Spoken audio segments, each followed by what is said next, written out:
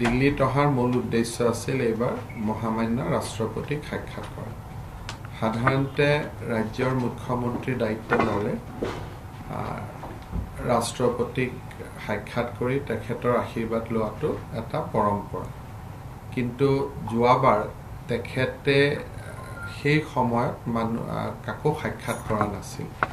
গতিকে যোৱাবাৰ মোৰ উপৰাষ্ট্ৰপতিক সাক্ষাৎ হৈছিলে, কিন্তু মহামান্য ৰাষ্ট্ৰপতিক সাক্ষাৎ হোৱা নাছিল। গতিকে কালি মই তেখেতক সাক্ষাৎ কৰিলোঁ আৰু মই তেখেতক কাজিৰঙাত এদিন ৰাতি থকাকৈ অসমলৈ নিমন্ত্ৰণ জনাইছোঁ। আৰু তেখেতে এটা বেচিকেলি তেখেতে এটা মোক আশ্বাস দিছে যে মই এইবাৰ ৰাজভৱনত নাথাকোঁ, গুৱাহাটীত কাজিৰঙাত থাকিম। কাৰণ ৰাষ্ট্ৰপতি এজনে এনেকুৱা স্থানত থাকিলে তাৰ এটা খুব ভাল অসমৰ এটা পজিটিভ বাৰ্তা এটা গোটেই দেশলৈকে যায়। দ্বিতীয়তে আমাৰ অসমত বৰ্তমান যিটো ড্ৰাগছ বা গৰুৰ চোৰাং কাৰবাৰ বা হিউমেন ট্ৰেফিকিঙৰ ওপৰত যিখিনি কাম চলি আছে, সেইখিনিৰ ওপৰত গৃহমন্ত্ৰী ডাঙৰীয়াক সাক্ষাৎ কৰি মই অৱগত কৰিলোঁ। আৰু জেনেৰেলি আমাৰ যি ৰাজ্যৰ আইন শৃংখলা পৰিৱেশ লৈ আমাৰ NSA ডোভাল ডাঙৰীয়াৰ লগতো আজি মোৰ অলপ দেৰি আলোচনা হৈছিলে। তেখেতে মোক যোৱাবাৰ মই তেওঁৰ কাৰ্যালয়ত গৈছিলোঁ, তেওঁ কৈছিল যে নেক্সট টাইম আহিলে মই তোৰ তাতে যাম বুলি আছোঁ। আজি আহি তেখেতে মোক সাক্ষাৎ কৰিলে। ইমানেই।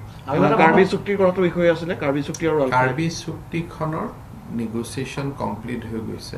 এটা ভাৰত চৰকাৰে দিন দিব লাগে, গতিকে তাত বিশেষ কথা একো নাই। কিন্তু লগতে মই স্মৃতি ইৰাণী আৰু প্ৰহ্লাদ যোশীকো লগ কৰিছিলোঁ।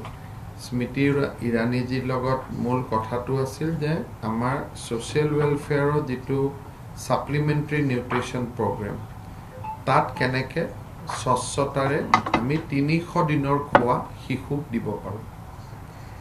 আজিলৈকে আমি খোৱাটো 300 দিন গৈ নাপাওঁগৈ, 250 দিনমানত ৰখি যায়। গতিকে কেনেকৈ 300 দিনে আমি খোৱা দিব পাৰোঁ, সেইটো এটা। প্ৰহ্লাদ যোশীৰ লগত কথা বতৰা হৈছিলে যে কাৰ্বি আলং আৰু নৰ্থ কাছাৰত কেইবাটাও কয়লাৰ খনি আছে, কিন্তু তাত লিগেল মাইনিং নোহোৱাৰ কাৰণে ইলিগেল মাইনিং হৈ থাকে। সেইকাৰণে মই তেখেতক কৈছিলোঁ যে আপুনি লিগেল মাইনিং কৰি দিয়ক, যাতে চৰকাৰেও ৰাজহ পায় আৰু জেনেৰেলি ইলিগেলিটিটো বন্ধ হয়। গতিকে এইখিনি আলোচনা হৈছে। Amid possibilities of a talk with Alpha, you made NSA last time and this time also. So any development, or what is your opinion on that? When the talk is possible? On that discussion with Alpha, it is a very peculiar situation. Alpha is of the view that they will discuss only sovereignty. And right from the President of India to a MLA, everybody take oath to protect the sovereignty. So either of the party has to,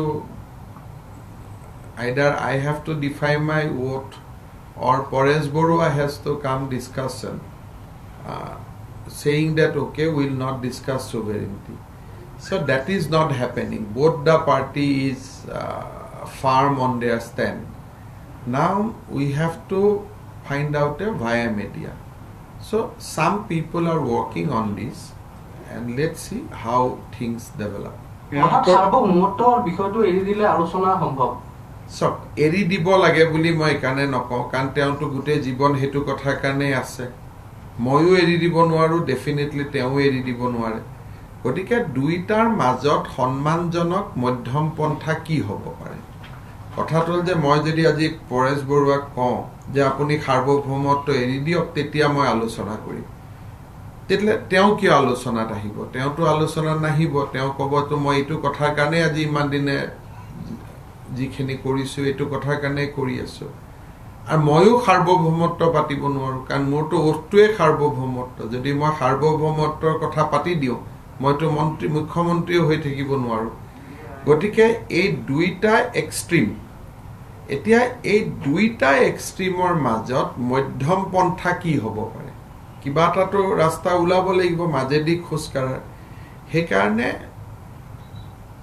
Paresh বৰুৱাৰ লগতো কিছু লোকে কথা পাতি আছে মোৰ লগতো কথা পাতি আছে মই দিল্লীৰ লগত কথা পাতি আছো সেইকাৰণে মই আশাবাদী কিন্তু এনেকুৱা নহয় যে অহা কালিয়ে কিবা এটা হ'ব কিন্তু স্লোলি আলাপ আলোচনাৰ এটা ৰাস্তা মুকলি কৰাৰ চিন্তা কৰি থকা হৈছে আৰু ৰাস্তাটো এনেকুৱা হ'ব লাগিব যে সন্মানজনক আৰু পৰেশ বৰুৱাৰ লগত এনেকুৱা নহয় যে আপুনি আৰু সাৰ্বভৌমত্ব এৰি দিয়ক কালি গুৱাহাটীত আহি কথা পাতক সিজফায়াৰ কৰক ডেজিনেটেড কেম্পত যাওক তেনেকুৱাটো নহয় এটা সন্মানজনক ব্যৱস্থা এটা হ'ব লাগিব গতিকে মই তেওঁৰো কম্পালচনটো বুজো তেওঁ আমাৰ কম্পালচনটো বুজিলে দুইটাৰ মাজত কৰবাত ৰাস্তা এটা ওলাব নাগালেণ্ডৰ মুখ্যমন্ত্ৰীক যোৱাকালি লগ কৰিছে নাগালেণ্ডৰ যি ভূমি বিবাদ চলি আছে সেই সন্দৰ্ভত কিবা আলোচনা হৈছে কিবা মীমাংসা হৈছে নেকি নাগালেণ্ডৰ আৰু মিজোৰামৰ দুইগৰাকী মুখ্যমন্ত্ৰীকে কৈছো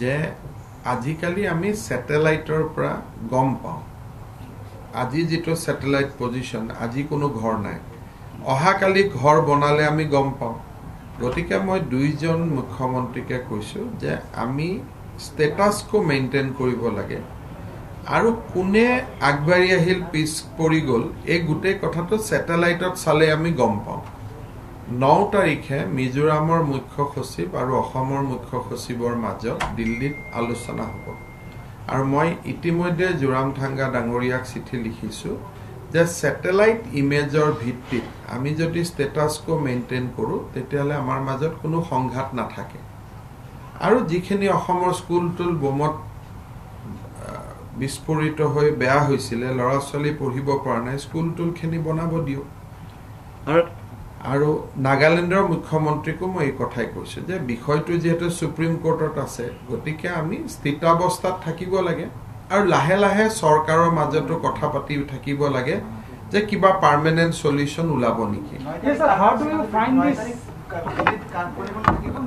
on 9th the chief secretary of Mizoram and chief secretary of Assam will meet chief secretary of Assam will meet in Delhi no in present this is a bilateral discussion so how do you find this situation because one after another clash with other states is going on first Nagaland then Arunachal then again Mizoram this is the destiny of Assam unfortunately with Arunachal with Meghalaya with Nagaland and with Mizoram we have border dispute that is the destiny that is the fact so as long as this dispute remain so there will be some issue which will keep on erupting on both sides so it needs matured handling so I think we have started the process of handling the issue and we are defending our border also very firmly at the same time we are also talking to my counterpart states for some amicable solution sir eta বিষয় দেখা গৈছে আপুনি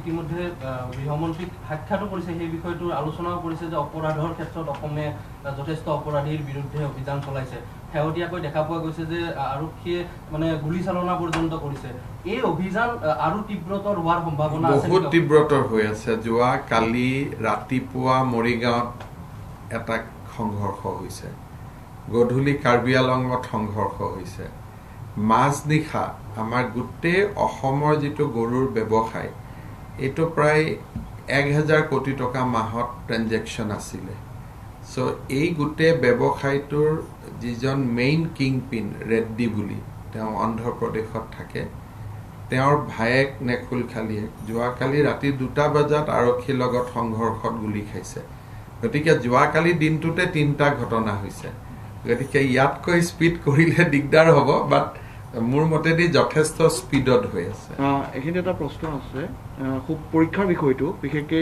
পৰীক্ষাত বহিব certificate পাব কিন্তু চাকৰি নাপাব খুব এই কথাটো ভুল কৰি কৈ আছে পৰীক্ষাটো পাছ কৰিব লৰা ছোৱালীয়ে সেইখনৰ ওপৰত সাৰ্টিফিকেটও পাব চাকৰিও পাব তাত ওয়াৰ্ডটো আছে সাবস্টেন্সিয়েল তাৰ মানে কি যে টেটত মেট্ৰিক আৰু হায়াৰ সেকেন্ডাৰী মাৰ্কসটো কাউন্টিং হয় এতিয়াটো এবাৰ মাৰ্কস সবে 95 পাব তেতলে যোৱা বছৰৰ লৰাবিলাকে চাকৰি ক'ত পাব নেক্সট বছৰৰ ল'ৰাবিলাকে চাকৰি ক'ত পাব? এই ঘটনাটো এনেকে যিটো মই দেখিছোঁ যে পেপাৰ বা যি ধৰণে এটা টুলুঙা কৰি কৈ দিয়া হৈছে, এইটো টুলুঙা নহয়, এইটো বহুত ডাঙৰ মানৱীয় সমস্যা। এই ল'ৰা ছোৱালীবিলাকে যেতিয়া 90 পাব, 95 পাব, স্কুলত মাৰ্কছ দিব। আৰু আপোনালোকে জানে বাঘ বৰজনীয়া এইবিলাক জেগাততো 100 মাৰ্কছ দি দিব। এতিয়া যেতিয়া মাৰ্কছ দি দিব, আমি কণ্ট্ৰল কৰিব কৈছোঁ, মাৰ্কছটোতো পূৰা ঢালিব। যেতিয়া মাৰ্কছ দিয়াৰ পিছত অহাকালি যেতিয়া টেটৰ পৰীক্ষা হ'ব, টেটৰ মাৰ্কছ মেট্ৰিকৰ মাৰ্কছৰ ওপৰত চাকৰি হয়। অহাকালি যিবিলাকে মেট্ৰিক পাছ কৰিব, সিহঁতিতো জীৱনত এই বেটছটোৰ লগত কম্পিট কৰিব নোৱাৰে। বা অলৰেডি যিবিলাক ল'ৰা 40 বছৰ বয়সত আছে, 39 বছৰ বয়সত আছে, তেওঁলোকে এই বেটছটোৰ লগততো মাৰ্কছ কেতিয়াও পাব নোৱাৰে। তাৰমানে অহা 10 বছৰলৈকে অসমত চাকৰি অকল এইটো বেটছেই পাই থাকিব টেটত। গতিকে আমিতো এইটো এটা মানে ইমান এটা চিৰিয়াছ কথা, যিটো মই আছুকো মই কৈছোঁ যে আমি আলোচনা কৰিম। এইটো এটা চিৰিয়াছ সামাজিক সমস্যা, তাৰ উত্তৰ এটা উলিয়াব লাগিব। নহ'লে অসমত 4 লাখ চাকৰি অকল এই 4 লাখ ল'ৰাই পাই থাকিব। আগৰ বেটছেও কেতিয়া নাপাব, পিছৰ বেটছেও কেতিয়া চাকৰি নাপাব। আমাৰ যিবিলাক ডেকা ল'ৰা আজি এমপ্লয়মেণ্ট এক্সচেঞ্জত নাম ভৰ্তি কৰিছে, টেটত অহাবাৰ টেট দিম বুলি ভাবি আছে, কোনেও চাকৰি নাপাব। কাৰণ এওঁলোকৰ গোটেই মাৰ্কছবিলাকত 90, 95, 100 মাৰ্কছ থাকিব, 100লৈকে মাৰ্কছ থাকিব। সেইকাৰণে আমি কৈছোঁ যে আমি এওঁলোকৰ কথাও চাব লাগিব, পাছ কৰি থাকি নিবনুৱা হৈ থকা সকলৰো কথা চাব লাগিব, অহাবাৰ যোনে পঢ়ি মেট্ৰিক দিব তেওঁলোকৰ কথাও চাব লাগিব। সেইকাৰণে এইটো এটা বহুত ডাঙৰ সামাজিক সমস্যা। যি ধৰণে কৈ আছে পাছ কৰিব চাকৰি নাপাব, চব চাকৰি পাব, ৰেলত চাকৰি পাব, APSCত চাকৰি পাব, ইঞ্জিনিয়াৰ হ'ব পাৰিব, চব পাব। খালি টেটৰ ক্ষেত্ৰতে সমস্যা আছে। সেইকাৰণে আমি কৈছোঁ ছাবষ্টেঞ্চিয়েলি য'ত এইখন চাৰ্টিফিকেট দৰকাৰ, তেওঁলোকে কালি যদি APSC পৰীক্ষা হয় এইখন চাৰ্টিফিকেটত পাব, কাৰণ তাত মেট্ৰিকৰ মাৰ্কছটো কাউণ্টিং নহয়। কালি যদি ক'ৰবাত ইঞ্জিনিয়াৰিং চাকৰি কৰে এইখনৰ ওপৰত পাব। অনলি পইণ্টটো আছে টেটৰ ক্ষেত্ৰত। তাত কিবা এটা উপায় উলিয়াবৰ কাৰণে এওঁলোকে যদি কোনোবাই কৰিব বিচাৰে, কোনোবাই যদি ভাল উপায় দিব খোজে, কাৰণ মোৰ কথাটো হ'ল যে মই দায়বদ্ধ, এইটো এটাহে বেটছ। পুৰণা বেটছবিলাকৰ ল'ৰা ছোৱালীবিলাকৰ দুখবোৰ চাব নালাগিব জানো? যোৱা বছৰ মেট্ৰিক পাছ কৰা, তাৰ আগৰ বছৰ মেট্ৰিক পাছ কৰা, চবেইতো দেউতাক মাকৰ চবেইতো ল'ৰাই চাকৰি পাম বুলি ভাবি আছে। এনেকৈ যদি এই বেটছটোৱে এই নম্বৰৰ ওপৰত যদি চাকৰি পায়, তেতিয়াহ'লে অহা 10 বছৰ আৰু কোনো বেটছে টেটত সোমাব নোৱাৰে। সেইকাৰণে কথাটো নজনাকৈ বা আমিও ক'ৰবাত বুজোৱাত ভুল হোৱাৰ কাৰণে এইটো প্ৰতিক্ৰিয়া হৈছে। চাকৰি নাপাব, কিয় চাকৰি নাপাব? Engineering 3rd grade 4th grade চব পাব। খালি এটা চাকৰিতে সমস্যা আছে যে টেটৰ ক্ষেত্ৰত আমি কি কৰিম। কাৰণ এইটো বেটছ হৈছে নপঢ়াকৈ পৰীক্ষা পাছ কৰিব। শিক্ষক লাগে আটাইতকৈ মোক meritorious student.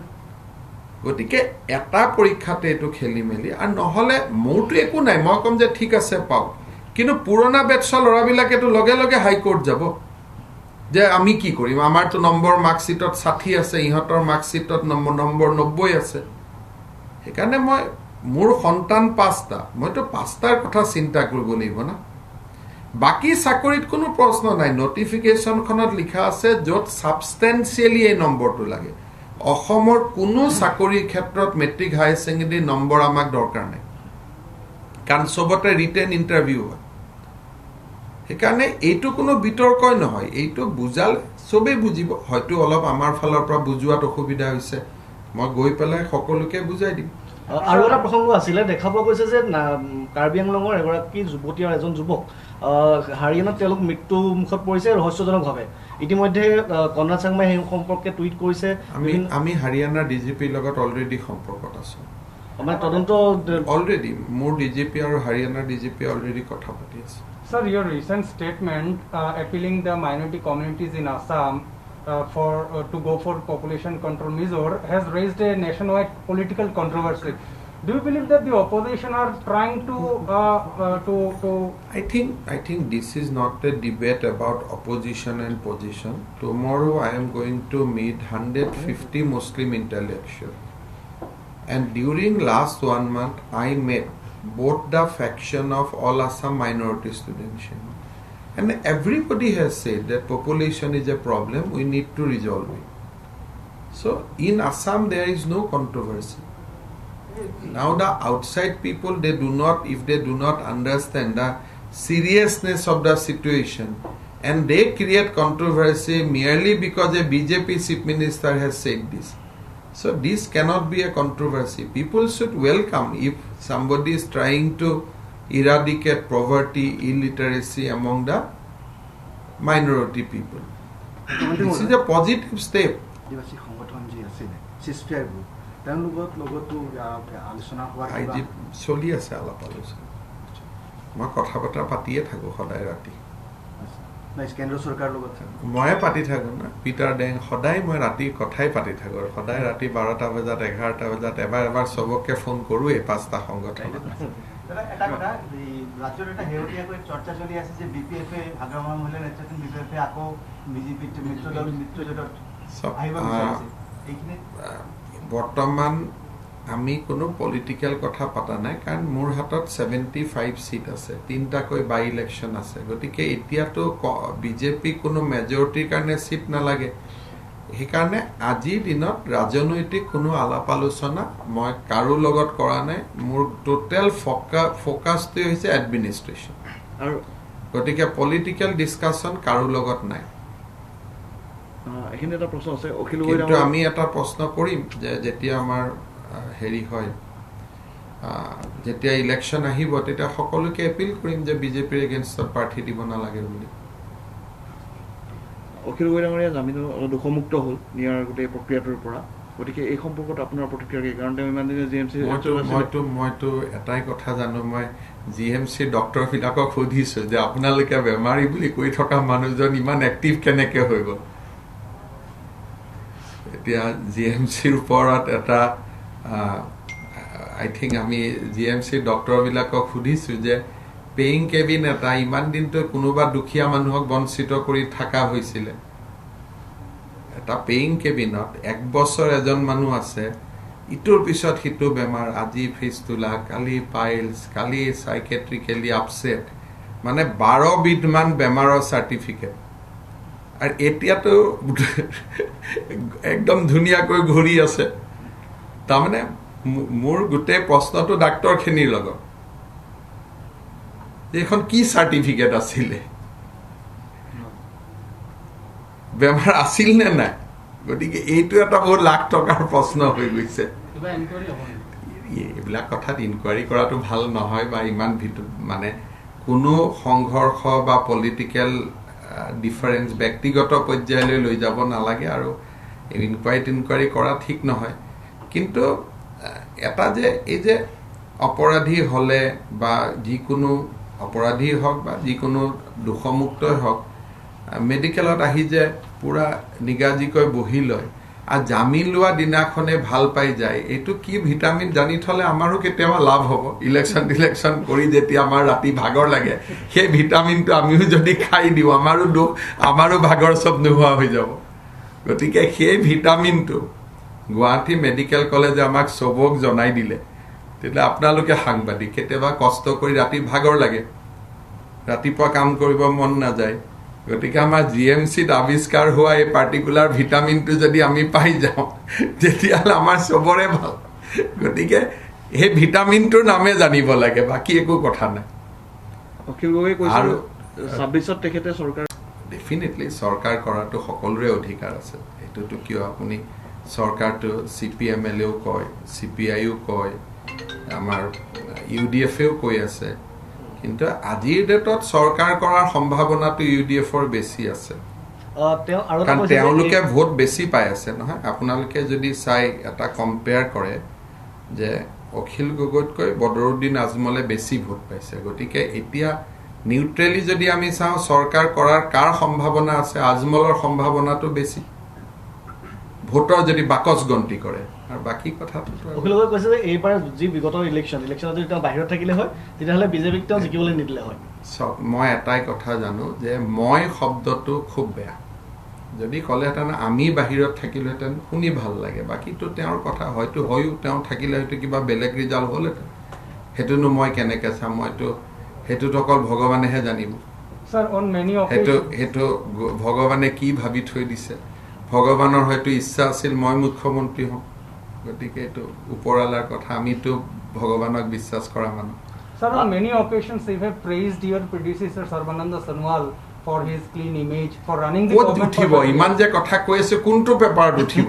Sir, do you believe that there is possibility for induction of Sarbananda Sonowal in the cabinet expansion of Narendra Modi? He is our leader, so beyond that I cannot comment on what will happen on Delhi because we have no power, but Mr. Sonowal is our leader and he will continue to be our leader.